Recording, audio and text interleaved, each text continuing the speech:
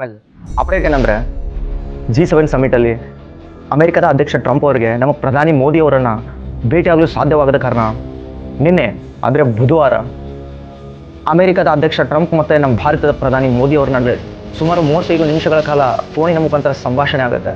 So ಆ ಮಾತುಕತೆಯಲ್ಲಿ ಏನೇನೆಲ್ಲ ಇದೆ, ಸೊ ಆ ಮಾತುಕತೆ ಆದರೂ ಏನು, ಅದರಲ್ಲಿರುವ ಕೆಲವೊಂದು ಇಂಪಾರ್ಟೆಂಟ್ ಥಿಂಗ್ಸು ನಿಮ್ಮ ಮುಂದೆ.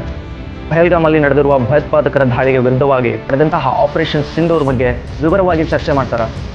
ಕಳೆದ ತಿಂಗಳಲ್ಲಿ ನಡೆದ 7 ಬಹುಪಕ್ಷ ನಿಯೋಗಗಳು ಪ್ರಾರಂಭಿಸಿದಂತಹ ಜಾಗತಿಕ ಸಂಪರ್ಕಗಳ ಬಗ್ಗೆ ಉಲ್ಲೇಖಿಸಿ ಭಯೋತ್ಪಾದಕರ ವಿರುದ್ಧ ಕ್ರಮ ತಗೊಂಡಿರುವ ನಿರ್ಧಾರವನ್ನು ನಾವು ಇಡೀ ಜಗತ್ತಿಗೆ ತೋರಿಸಿದ್ದೀವಿ ಅಂತ ಸ್ಪಷ್ಟನೆ ಕೊಡ್ತಾರೆ.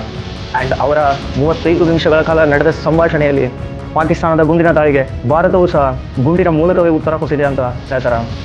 ಭಯೋತ್ಪಾದನೆಯನ್ನು ನೀವು ಒಂದು ಯುದ್ಧವಾಗಿ ನೋಡಿದರೆ ನಾವು ಅದನ್ನು ಯುದ್ಧವಾಗಿ ನೋಡೋದಿಲ್ಲ, ಆ್ಯಂಡ್ ಆಪರೇಷನ್ ಸಿಂಧೂರು ಇನ್ನೂ ಕೂಡ ಕೊನೆಗೊಂಡಿಲ್ಲ ಎಂಬ ಸ್ಪಷ್ಟನೆಯನ್ನು ಅಮೆರಿಕದ ಅಧ್ಯಕ್ಷ ಟ್ರಂಪ್ ಅವರಿಗೆ ನಮ್ಮ ಪ್ರಧಾನಿ ಮೋದಿ ಅವರು ಹೇಳ್ತಾರೆ.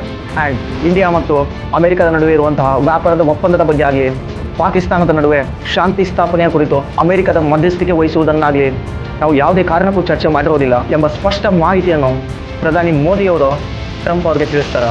ಭಾರತ ಯಾವುದೇ ಮಧ್ಯಸ್ಥಿತಿಯನ್ನು ಒಪ್ಕೊಳ್ಳೋದಿಲ್ಲ ಆ್ಯಂಡ್ ಒಪ್ಕೊಂಡೇನೂ ಇಲ್ಲ ಅಂತ ಹೇಳ್ತಾರೆ.